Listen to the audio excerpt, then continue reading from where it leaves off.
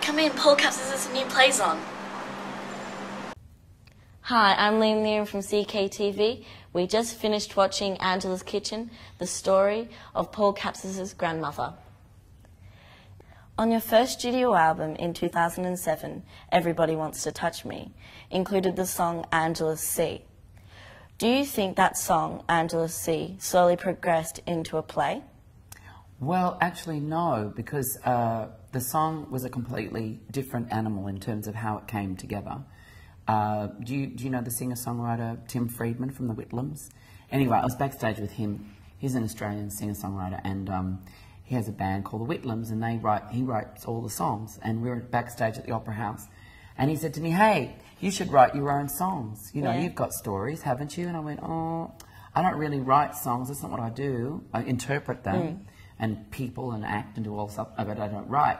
Anyway, he encouraged me to write the song, and he sat me down, and I basically wrote a whole bunch of stuff out about my grandmother. And then he structured it in verse and chorus. And then I got Alistair Spence, who's done the music for Angela's Kitchen.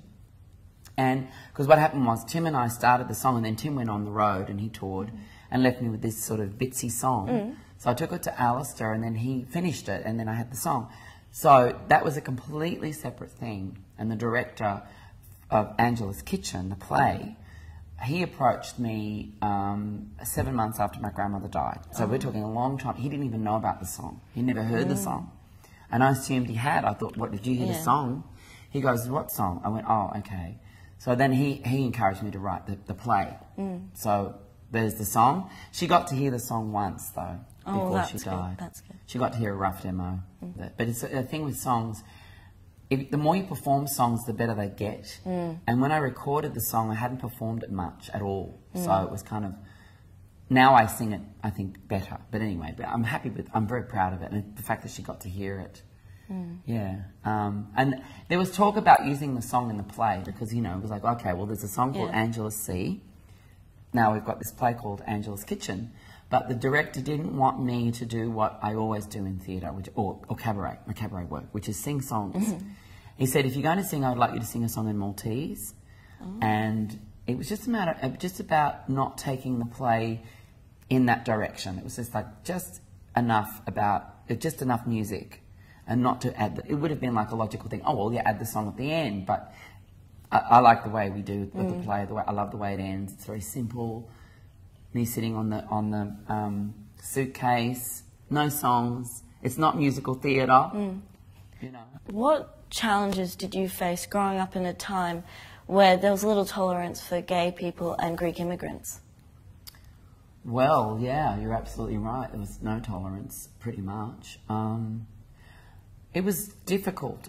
That's pretty much what I can say about it. I mean, I was very defiant. For some reason, I was very adamant that I was going to be myself, and I didn't care what people thought of me. And a lot of that, I think, came from my heroes, the people I listened to, the musicians I listened to, my family, my grandmother, her self-assurance, her strength. So was she fine with you?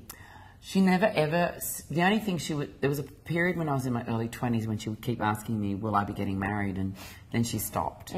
So I figured, you know, we never really had that conversation because with her, I didn't know if it was I didn't feel like I want or needed to really. She accepted me, my grandmother. Well, she used to see me play with dolls when I was a kid.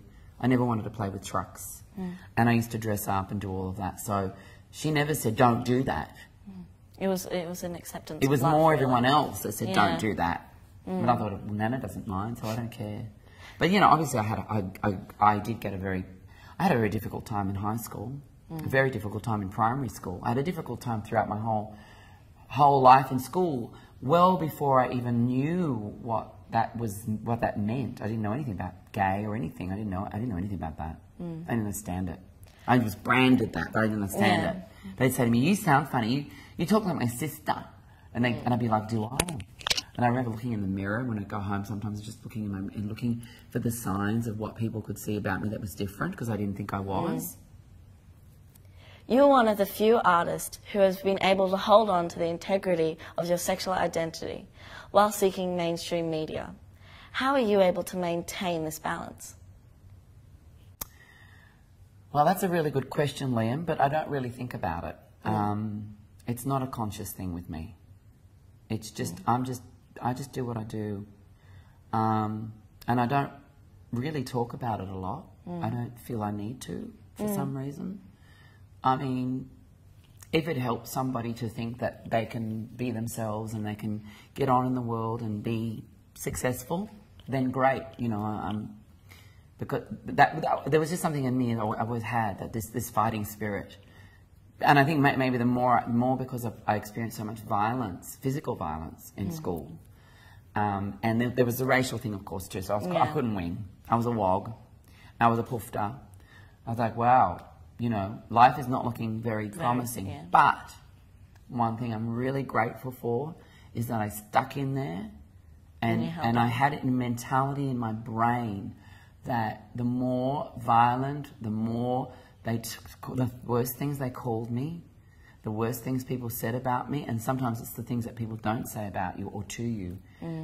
It's like you're giving me a big solid piece of wood and you're throwing it on my fire, and I'm going to burn harder and I'm going to burn brighter. That's a very good saying. That's how I look at it. That's my philosophy. That's my... You give me the fuel. The more you hate me, the more I'm going to work, the harder I'm going to work, and the more I'm going to look after myself and not do things. I'm not going to take drugs. I'm not going to I'm not going to drink too much. You know, I'm just going to... That's good. Because I want to, you know, want to prove that we are worthy of being here. Well, you're the winner of the Helpman Awards in 2002, 2006, 2007, and have 2 successful albums and have been nominated for an AFI award for your role in Head On. What's in store for 2011? Well, it's exciting. This year was really exciting. I had lots of wonderful projects. I released an album this year, so I think 2011 touring the album if I can. I've got a few theatre projects. I've got a thing with a Malthouse Theatre and Thin Ice doing the Winterreise. So it's exciting. It's exciting, and I'm doing a production of which I did in Melbourne this year of the Threepenny Opera. And I played Pirate Jenny, and I played this wicked Archbishop, and I played the narrator. So we're doing that for Sydney Theatre Company in 2011. That's good. Yeah, for 3 weeks with Sydney Theatre Company. So that's exciting.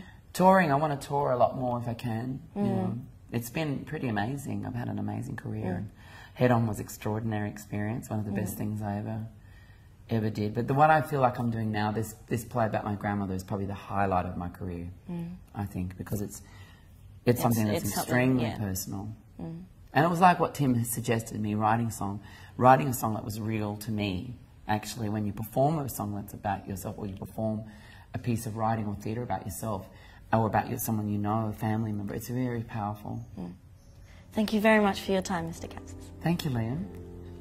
I'm Liam Lear from CKTV.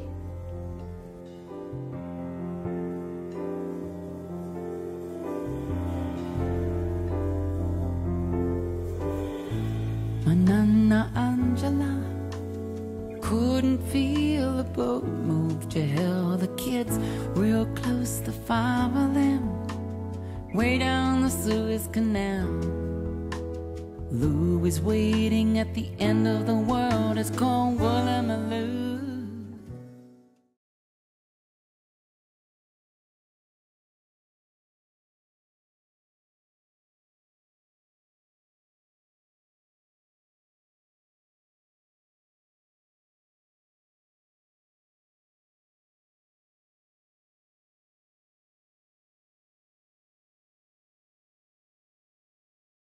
Canal.